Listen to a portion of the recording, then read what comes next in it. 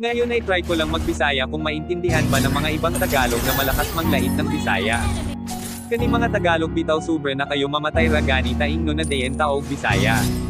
Okay ra ang kainag Bisaya ang inggan tingod man part ni Bisaya sa payan common part og sa kolbo basta Bisaya.